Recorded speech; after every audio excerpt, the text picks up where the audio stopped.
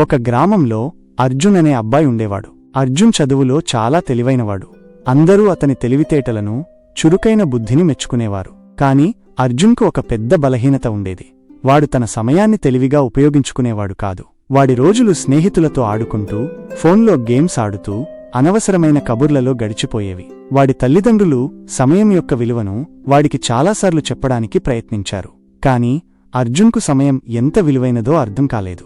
నాకు చాలా సమయముంది, నేను అన్నీ తరువాత చేస్తాను, ఇప్పుడైతే జీవితాన్ని ఆనందిస్తాను అని వాడు ఎప్పుడూ అనుకునేవాడు.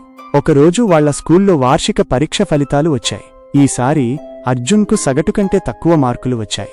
ఊహించిన దానికంటే చాలా దారుణంగా వచ్చాయి. వాడిని ఎప్పుడూ మెచ్చుకునే ఉపాధ్యాయులు కూడా ఇప్పుడు నిరాశ చెందారు. చివరికి వాడి స్నేహితులు కూడా వాడికి దూరంగా ఉండటం మొదలుపెట్టారు. అర్జున్ ఇంటికి తిరిగి వచ్చినప్పుడు వాడి తల్లిదండ్రులు వాడి రిపోర్ట్ కార్డును చూసి వారి కళ్లలో స్పష్టమైన నిరాశతో ఉన్నారు. అర్జున్కు తన మీద కోపం వచ్చింది, కాని తన అలవాట్లను ఎలా మార్చుకోవాలో వాడికి తెలియలేదు.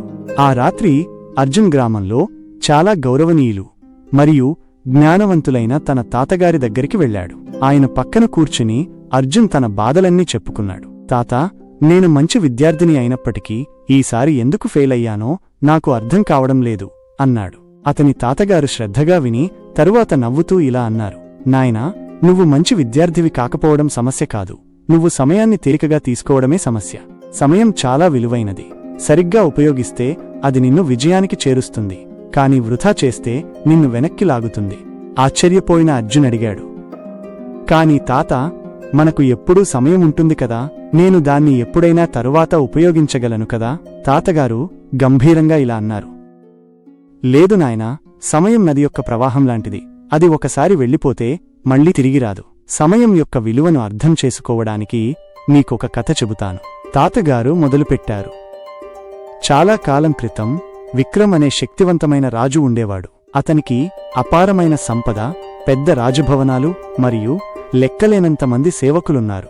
కాని విక్రమ్కు ఒక అలవాటు ఉండేది. తన సమయాన్ని పనికిరాని విషయాలపై వృధా చేసేవాడు. అతను ఆలస్యంగా నిద్రలేచేవాడు, సభకు హాజరు కాకుండా తన స్నేహితులతో సమయం గడిపేవాడు మరియు ప్రతి పనిని నేను రేపు చేస్తాను అని వాయిదా వేసేవాడు. ఒకరోజు ఒక సాధువు రాజుగారి సభకు వచ్చాడు.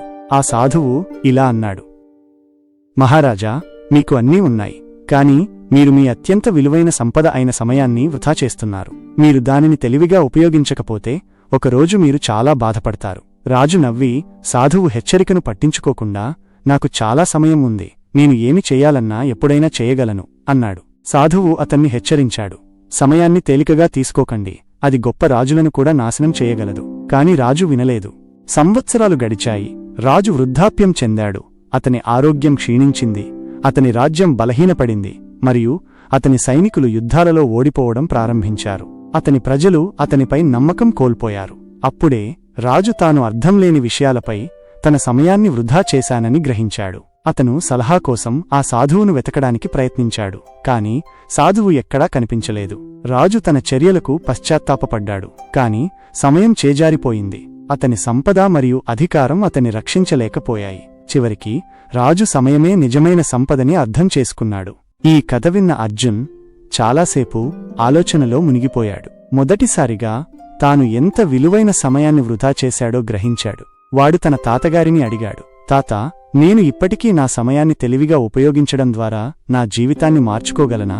తాతగారు నవ్వుతూ ఇలా అన్నారు, ఖచ్చితంగా నాయనా, కాలచక్రం ఎప్పుడూ ఆగదు. నువ్వు ఈ రోజు నుండి నీ సమయాన్ని తెలివిగా ఉపయోగించడం ప్రారంభిస్తే విజయం సాధించకుండా నిన్ను ఎవ్వరూ ఆపలేరు. కాని గుర్తుంచుకో, దేనిని రేపటికి వాయిదా వేయకు. ఈ రోజు ఏమి చేయగలవో అది చెయ్యి.